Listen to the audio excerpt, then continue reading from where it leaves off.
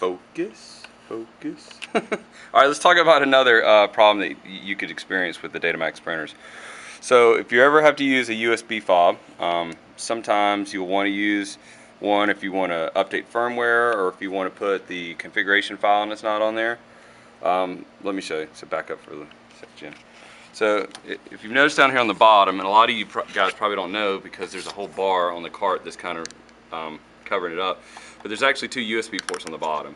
So if you actually put in the USB, pick either one, and you look up here at the screen and you don't see a USB icon on there, then probably what has happened is in manufacturing there was an issue they had where the USB cable, the board on here connected to the main board, has fallen off because they didn't zip tie it down in manufacturing. So here's how you fix that problem. The first thing you want to do is on the side here, you want to remove these three screws on the outside case. So we've already pre-done it so you don't have to watch us do this. And the second one is to loosen these two top screws. Oh, not this one. This screw and this screw right here. Loosen these two top screws. You don't have to take them all the way up, but just loosen them because they slide off. So then with this case, first thing, turn it off.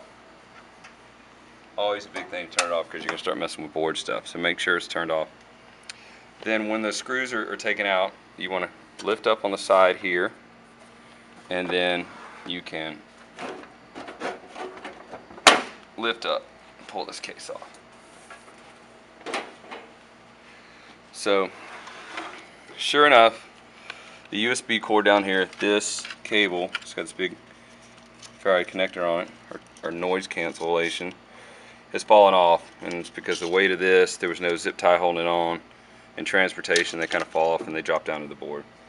So to reattach this, the connector to it is right here. Where's that, Jim, down the bottom? Here it is, down here. It's the very bottom one. You see it right here. And it's the good news is it's keyed, so you can tell which direction you have to put it on, right?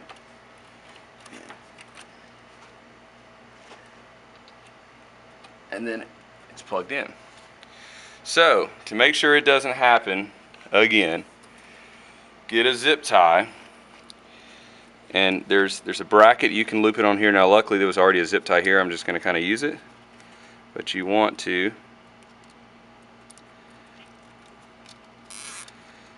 zip tie it up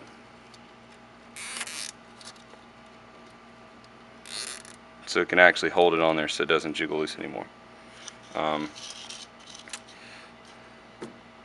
And then that should fix it.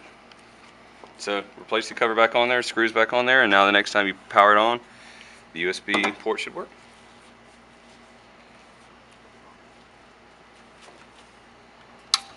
So let's cut this on, and we still have the USB port in here, so we'll see if let's take it out for now.